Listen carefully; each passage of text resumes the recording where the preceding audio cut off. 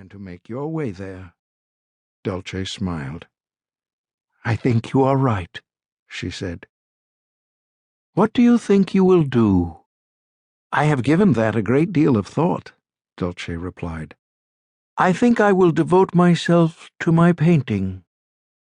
"You have a remarkable gift, and I am glad to hear you wish to make a career of it."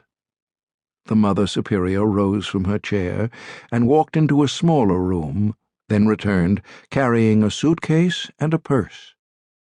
"These are the things you had when you came to us," she said, setting them beside Dulce's chair. She then went back into the room and returned with a thick envelope. "Your father sent 10,000 euros in preparation for this day," she said, handing it to her. "He wanted you to know that your bank and investment accounts remain open, your credit cards as well, and your apartment in New York has been kept ready for your return if you wish it.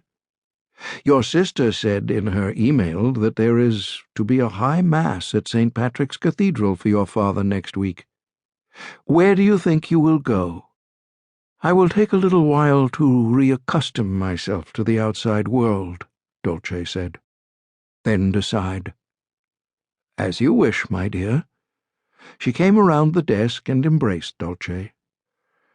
"Thank you for your many kindnesses, Mother," Dulce said. Then she picked up her case and her purse and left the room. She stopped in the sun-filled garden and sat on a bench for a few minutes, letting her heart return to its normal beat. Then she took a cell phone from her apron pocket and called American Express Centurion Travel.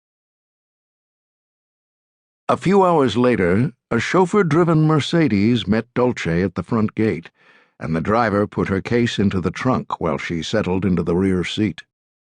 "Take me to the Grand Hotel Via Egea," she said. After an hour-long drive along the coast, the car arrived at the old castle, now one of Palermo's premier hotels. Her travel agent had arranged everything. She checked into a spacious and beautiful suite and looked at her spa appointments. She was hungry, and there was time for lunch. She was given a table on the terrace overlooking the marina and the sea beyond. She had pasta with seafood and half a bottle of wine, and reflected on her time at the convent. She had been in nearly a catatonic state when she arrived, and it took a week of tender care to revive her.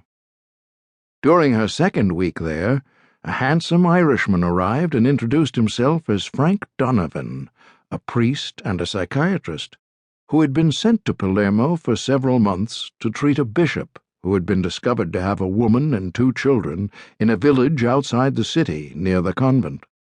He would be a daily visitor for her first 3 months, and it took only a short time for Dulce to corrupt him.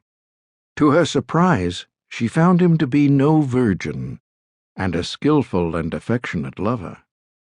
Most of her 2-hour sessions with him were thereafter conducted